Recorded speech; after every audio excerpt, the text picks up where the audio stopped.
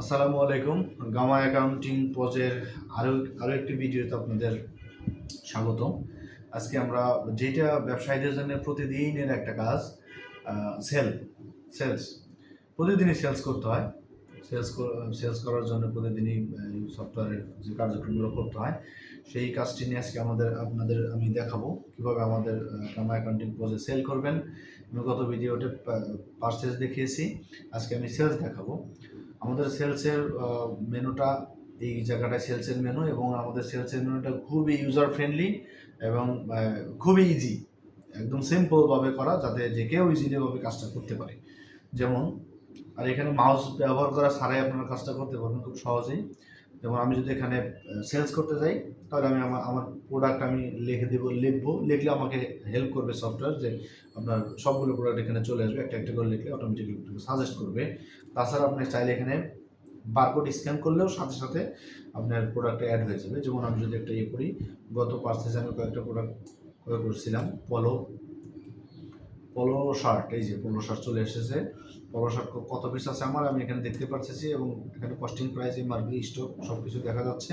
যেমন আমি এইটা একটা একটা করে যদি আমি দেখতে পাই, যেমন এইটা পলো শার্ট, এখানে আমি দেওয়ার পরে এন্টার দিলাম। এন্টার দেওয়ার পরে টোটাল কত পিস সেল করতেছি, 2 পিস। দেওয়ার পরে যদি আমি ডিসকাউন্ট দিয়ে দিই, কয় পার্সেন্ট ডিসকাউন্ট দেবো সেটা আপনি চাইলে আমি দিতে পারি। 5% ডিসকাউন্ট দিয়ে দিলাম। দেওয়ার পরে এন্টার দিলাম। দেওয়ার পরে এখানে চলে আসছে, যেমন 2 পিস মাল, মানে 5% ডিসকাউন্টে টোটাল কত টাকা ডিসকাউন্ট হয়েছে, তার মানে এখন আমার 475 টাকা প্রতি পিস দাম ডিসকাউন্ট দেওয়ার পরে। এখন চাইলে আমি আরও প্রোডাক্ট অ্যাড করতে পারি। আর আমি কি করতে পারি, আরও ফলো আর একটা ছিল, এটা একটা ছিল, এটা আবার 620 টাকা করে। এটা আমি দিলাম হচ্ছে 3 পিস, এন্টার দিলাম। আর এক্ষেত্রে আমার ডিসকাউন্ট আমি দেবো না, এটা দেওয়ার পরে এন্টার দিলাম, 3 পিস সেল হলো। এবার হচ্ছে কি, এরপর যদি আমি এন্টার দিই, এরপর এন্টার দিলে অটোমেটিক্যালি এই পাশে চলে আসবে, মানে এই মেনুতে। এখন যদি কাস্টমারের ফোন নাম্বার যদি আপনি দেন, দিতে পারেন, না হলে না দিতে পারেন। অথবা এরপরে যদি এন্টার দেন, অনেক সময় দেখা যাচ্ছে যে টোটালের উপরে আপনি একটা ডিসকাউন্ট দেবেন, সেটা চাইলে দিতে পারেন। অনেক সময় প্রত্যেকটা আইটেমে ডিসকাউন্ট, আমি আইটেমে ডিসকাউন্টটা দেখিয়েছি। এখন চাইলে আপনি টোটালের উপরে একটা 5% বা 3%, 1%, যেটা চাইলে আপনি এখানে ডিসকাউন্ট দিতে পারেন। আবার চাইলে না, আপনার পার্সেন্টেজ ডিসকাউন্ট দেবেন, একেবারে একটা অ্যামাউন্ট ডিসকাউন্ট দিয়ে দেবেন। আপনি 10 টাকা ডিসকাউন্ট দিচ্ছেন, সেটা আপনি দিতে পারেন। সেখানে আপনি দেখা যাবে 0.36% ডিসকাউন্ট হচ্ছে তাদের। আমি এখানে ডিসকাউন্ট দেবো না। দেওয়ার পরে কী হলো, 2810 টাকা। এবার আপনি এন্টার দিলেন। দেওয়ার পরে এখন পেইড অ্যামাউন্ট কত, মানে পেইড অ্যামাউন্ট বলতে আপনি যেহেতু এখন এখানে সেলের এখানে 2টা অপশন আছে। একটা হতে পারে আপনার ওয়াক ইন কাস্টমার সেল, আপনি এখান থেকে direct walk in customer sale, তাকে তো আপনি আসলে ডিউ রাখার সুযোগই নেই, আপনাকে এখন ডিউ রাখতে পারবেন না, সে তো ওয়াক ইন কাস্টমার। আর যদি আপনি এরকম চিন্তা করেন যে আমাকে হচ্ছে রেজিস্টার্ড কাস্টমারের কাছে বিক্রি করবো, সেক্ষেত্রে আপনার ডিউ হতে পারে। হ্যাঁ, সেটা আমি দেখাচ্ছি একটু করে। আমরা একটা ওয়াকিং হিসেবে দিচ্ছি, সে আমার 2810 টাকা, সে আপনাকে 3000 টাকা দিল। তারপরে 190 টাকা তাকে আপনি চেঞ্জ করে দেবেন। এখানে আর একটা অপশন আছে পেমেন্ট মোড, আপনি কি মোডে সে আপনাকে করছে পেমেন্ট, ক্যাশে মানে নগদ টাকা দিতে পারে, অথবা বিকাশে দিতে পারে, নগদে দিতে পারে, রকেটে দিতে পারে, অথবা ক্রেডিট কার্ড বা ডেবিট কার্ডের যে ব্যাংক কার্ডের মাধ্যমে যাতে দিতে পারে। আপনি এই মানে প্রত্যেকটা জিনিসের আলাদা আলাদা একটা আপনারা লেজার পাবেন। যেমন ক্যাশ কত টাকার লেনদেন হইলো, বিকাশে কয় টাকা লেনদেন হয়েছে, নগদে কয় টাকা লেনদেন হয়েছে, সবগুলো আলাদা আলাদাভাবে একটা লেজার পাবেন। এটা হচ্ছে আমাদের একটা সফটওয়্যারের একটা বড় ফ্যাসিলিটি অন্যান্য পোস্ট থেকে। আমি এটাকে হচ্ছে ক্যাশে দিয়ে নিই।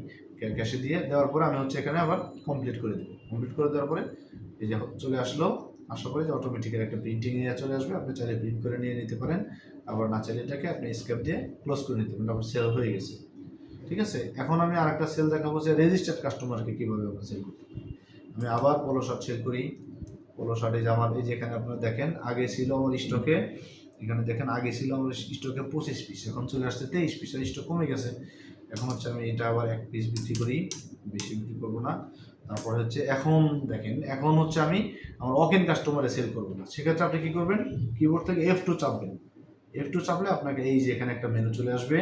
এখন এই মেনুর মধ্যে আপনি আর2 ডিটেলসে সেল করতে পারবেন। যেমন হচ্ছে এখানে তো পেমেন্ট টাইপ থাকছে, পেমেন্ট মোড কোনটা কোনটা থাকছে, আপনি চাইলে ব্যাংক চেকের মাধ্যমেও সেল করতে পারেন। আবার এখানে ওয়াক ইন বা রিটেল, এইখানে হচ্ছে আপনি রেজিস্টার্ড কাস্টমার ক্লিক করবেন। এই যে রেজিস্টার্ড কাস্টমার, তারপরে আপনার যদি রেজিস্টার করা যে কাস্টমারগুলো আছে, আপনি এখানে ফোন নাম্বার দিলেন, সার্চ করলেন, অটোমেটিক্যালি তার অ্যাড্রেস ফোন নাম্বার চলে আসতেছে। তারপর সাপোজ আমি রাতুল, এর কাছে আমি আমি এখন সেল করবো না, এখানে চলে আসলাম। আসার পরে এখন হচ্ছে পেইড অ্যামাউন্টে যে 500 চলে আসছে, আমি চাচ্ছি যে রাতুল আমার রেজিস্টার্ড কাস্টমার, সে এখন 300 টাকা আপনাকে দিবে।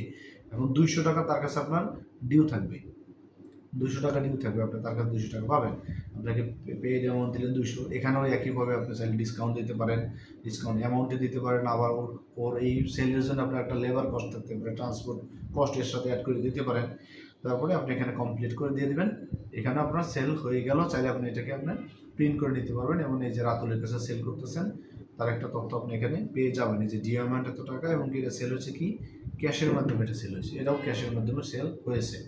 এখন এই হচ্ছে আমাদের, এইভাবে আপনি সেল করতে পারবেন। আমি একটু দেখাই রাখি, আমি যত ট্রানজ্যাকশন এ পর্যন্ত করতেছি প্রত্যেকটার কিন্তু একটা জার্নাল তৈরি হয়ে যাচ্ছে, প্রত্যেকটা জার্নাল, এমনকি প্রত্যেকটা আলাদাভাবে জার্নাল আছে। আমি এই রিপোর্টটা আপনাদের দেখাবো পরে। এখন এখন এই গেল আমাদের নতুন সেল। তো আরেকটা জিনিস আমি আপনাদের দেখাইতে ভুলে গেছি, আমি আবার যাই আরেকটা সেল করি, সমস্যা নাই। করার পরে এখানে আমি 2 পিস সেল করব। এখানে আমি 2 পিস সেল করব। এখানে আমি কিবোর্ড থেকে একটু চাপবো, এখানে এইখানে চাইলে হচ্ছে সরি আমি এটা না, আমি দেখা যাচ্ছে আমাদের ইয়াটা ওই অপশনটা আমরা অফ করে রাখছি, মানে এটাতে না, ইএমআই তে সেল যেটা।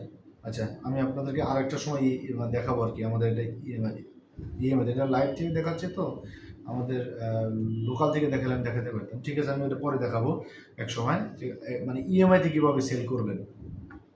তারপরে এটা এখন থাকলো। এবার আমি ডেইলি সেলস রিপোর্ট, আজকের যে সেলগুলো করলাম সেই সেলগুলোর রিপোর্ট আপনি এখানে অটোমেটিক্যালি পেয়ে যাবেন। কোন ইনভয়েসে কী সেল হয়েছে সেখানে প্রত্যেকটা আলাদা আলাদা, যে আমি সেল করছি একটু আগে, এটা আমি পেয়ে যাচ্ছি।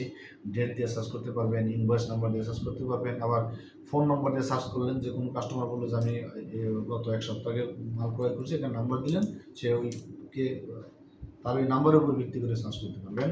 তারপরে কোন ক্যাটাগরির প্রোডাক্ট আপনি, একটা নির্দিষ্ট ক্যাটাগরি, শুধু মেডিসিন কী কী ক্রয় করছেন, শুধু ডিপার্টমেন্টাল কী কী সেল করছেন, সেটা আপনি এখানে পেয়ে যাবেন। আবার চাইলে একটা ইন্ডিভিজুয়াল প্রোডাক্ট দিয়েও সার্চ করতে পারবেন, যে এই প্রোডাক্টগুলো আপনি কোন কোন ইনভয়েসে সেল করছেন, সেটাও আপনি পেয়ে যাবেন। তারপরে এখানে আইটেম ওয়াইজ সেলস রিপোর্ট, এইখানে আপনার আইটেম ওয়াইজ পেয়ে যাবেন একটা ডেটে, যেমন আজকের ডেটে আসছে, যেমন আজকের ডেটে এই প্রোডাক্টটার 3 পিস সেল হয়েছে, এটাও 3 পিস সেল হয়েছে।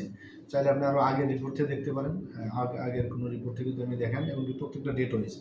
যেমন আজকের ডেটে 1 তারিখে এই আইটেমগুলো সেল হয়েছিল, টোটাল কত টাকা, এবং প্রফিটটাও এখানে শো করতেছে, যেমন এই তারিখে এই মাল সেল করে এত টাকা প্রফিট।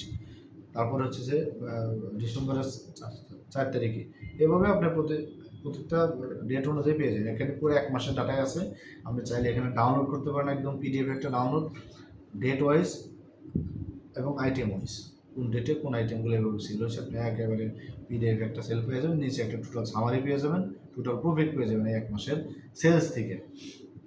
ওকে, এরপরে আর এরপর আপনার এটা আমাদের ওই যারা রিপেয়ার করবে, সেই রিপেয়ারের কোন কোন মানে র ম্যাটেরিয়াল গেছে তার একটা রিপেয়ার লিস্ট পেয়ে যাবেন। আমাদের এখন রিপেয়ারটা দেখাচ্ছি না। তারপর এখানে আপনার সেলসের রিটার্ন, কোনো একটা পণ্য সেলস রিটার্ন হতে পারে, সেক্ষেত্রে আপনার কোন পণ্যটা রিটার্ন হবে। কারণ আপনি যে পলো দিলেন, পলো শার্ট, যেমন এই প্রোডাক্টটা 1 পিস, আমি অ্যাড্রেস দিয়ে ফেলছি, 1 পিস রিটার্ন হবে। কার কাছ থেকে রিটার্ন হবে, যদি মানে রিটেল কাস্টমার হয় তার নাম আর ফোন নম্বর দিয়ে তার কাছ থেকে রিটার্ন হবে। যদি রেজিস্টার্ড কাস্টমার থেকে রিটেল হয়, তাহলে রেজিস্টার্ড কাস্টমার লিস্ট চলে আসবে, সেখান থেকে আপনি রিটার্ন করে নেবেন, ওর সাথে আপনার লেজার অ্যাডজাস্টমেন্ট হয়ে যাবে, অটোমেটিক্যালি তার সাথে অ্যামাউন্টের লেজারটা অ্যাডজাস্টমেন্ট হয়ে যাবে, এভাবে আপনি রিটার্ন করতে পারবেন। তারপরে প্রাইস কোটেশন, অনেক সময় দেখা যাচ্ছে যে কোনো একটা পণ্যের আপনাকে প্রাইস কোটেশন দেওয়া লাগতে পারে, প্রাইজের কোটেশন, সেল করতেছেন না বাট আপনাকে একটা কোটেশন দেওয়ার প্রয়োজন হতে পারে। যেমন আমি যদি করি পলো, ওটাই দেখাচ্ছি আমি, পলো শার্ট, এই যে পলো শার্ট,